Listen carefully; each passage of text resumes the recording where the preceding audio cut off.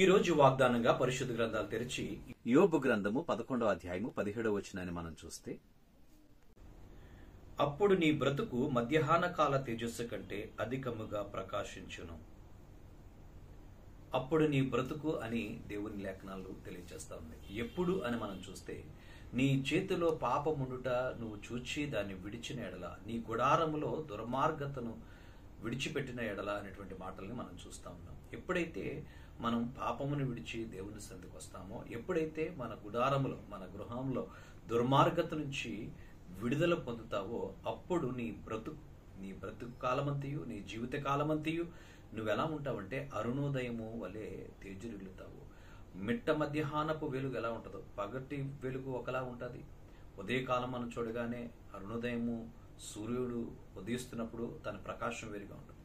మిట్ట మధ్యాహ్నము సూర్యుని వెలుగు వేరే రీతిగా ఉంటుంది. అలాగే సాయంకాలం అయినప్పుడు సూర్యుని తేజస్సు మారుతూ ఉంటుంది.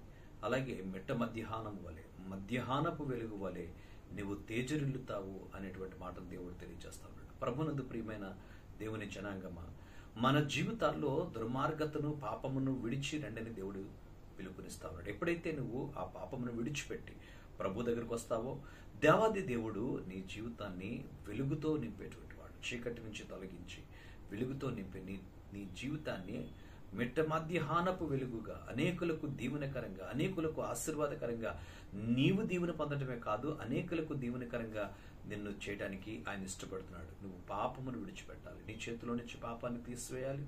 నీ హృదయాన్ని కడుక్కుని దేవుని సన్నిధిలో ఆయన శిలువ రక్తధారల చేత కడగబడి, ప్రభువా నేను పాపిని, నన్ను పరిశుద్ధపరిచినప్పుడు ఆయన తన అమూల్యమైనటువంటి రక్తం చేత నిన్ను కడిగి పరిశుద్ధినిగా చేసి, చీకటిని, దుర్మార్గతను విడిచిపెట్టి నిన్ను ఒక నూతన వ్యక్తిగా, తేజోమయమైనటువంటి వెలుగు ప్రకాశించేటువంటి వ్యక్తిగా, అనేకులకు దీవెనకరంగా, ఆశీర్వాదకరంగా ఆయన చేయడానికి ఇష్టపడతా ఉన్నాడు. దేవాది దేవునికి మనల్ని మనంగా సమర్పించుకుని ప్రార్థన చేద్దాం. పరిశుద్ధమైన దేవా, నీ ఘనమైన నామానికి స్తోత్రాలు చెల్లిస్తున్నాం. స్వామి, ఈ యొక్క సమయంలో నీ సన్నిధిని మాతో ఉంచి నడిపించండి. మా బ్రతుకు దినములు మిట్ట మధ్యాహ్నపు వెలుగు వలె ఉంటాయి, కాంతిగా నువ్వు సెలవిచ్చావు. అందుని బట్టి నీకు స్తుతులు చెల్లిస్తున్నాం. నేను నమ్మిన వారి జీవితాలు ప్రకాశించేవిగా ఉంటాయని మీరు తెలియజేసినందుకు నీకే స్తుతులు చెల్లిస్తూ యేసయ్య నామమున అడిగి వేడుచున్నాము తండ్రి. ఆమేన్.